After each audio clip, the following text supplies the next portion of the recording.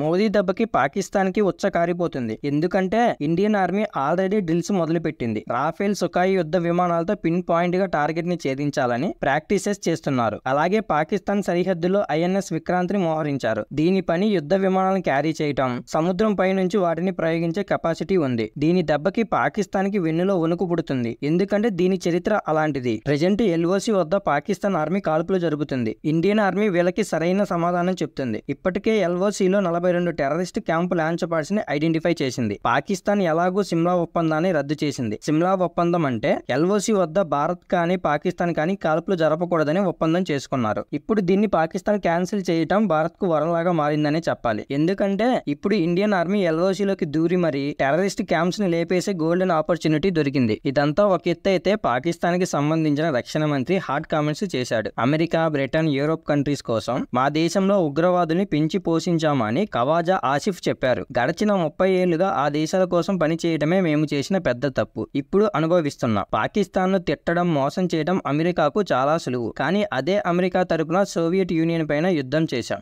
ఆఫ్ఘనిస్తాన్ లో పోరాటాలకు ఉగ్రవాదుల్ని అమెరికా వాడుకుందని చెప్పాడు. దీనిని బట్టి చూస్తే పహల్గామ్ అటాక్ కు వీళ్ళంతా కావాలనే చేశారని ఒప్పుకున్నారు. మరి ఇలాంటి వాళ్ళ మీద దయా దాక్షిణ్యాలు చూపించకుండా పాకిస్తాన్ కి చుక్కలు చూపించాలి. పాకిస్తాన్ ఆర్మీలో మెయిన్ క్యాండిడేట్స్ ని లిస్ట్ చేసి మరీ లేపేయాలి. ఇంత ఇష్యూ జరుగుతుంటే పాకిస్తాన్ కి సంబంధించిన తీవ్రవాది హఫీజ్ సయ్యద్ మా పాకిస్తాన్ కి వాటర్ రానివ్వకపోతే మీ దేశంలో రక్తం ఏరులై పారిస్తాం, మోదీని కూడా చంపేస్తామని ఓపెన్ గా బెదిరిస్తున్నాడు. వీడికి తెలియదేమో అక్కడ ఉన్నది పాకిస్తాన్ పిఎం కాదు, ది గ్రేట్ లీడర్ మోడీ అని. హఫీజ్ సయ్యద్ కి కౌంట్ డౌన్ స్టార్ట్ అయిందనే చెప్పాలి. ఇప్పటికే ఇండియన్ ఆర్మీ టెర్రరిస్టులను ఐడెంటిఫై చేసి లేపేస్తుంది. ఒక పక్క మన ఇండియన్ ఆర్మీ పాకిస్తాన్ కి ఎలా బుద్ధి చెప్పాలో ప్లాన్ చేస్తూ యుద్ధానికి రెడీ అవుతున్నారు. మన Indian external affair minister Jaishankar ప్రపంచ దేశాల ఎంబసీస్ తో పహల్గామ్ ఇన్సిడెంట్ ని క్లియర్ గా ఎక్స్ప్లెయిన్ చేస్తూ ఇది మా రివెంజ్ టైం, మేం పాకిస్తాన్ మీద ఖచ్చితంగా పగ తీర్చుకుంటాం, మాకు మీ సపోర్ట్ కావాలని క్లియర్ గా చెప్తున్నాడు. జైశంకర్ వాళ్ళతో భారత్ కావాలా, ఉగ్రవాదం కావాలా, ఏదైనా ఒకటే డిసైడ్ అవ్వండి అని బల్లగుద్ది మరీ చెప్తున్నాడు.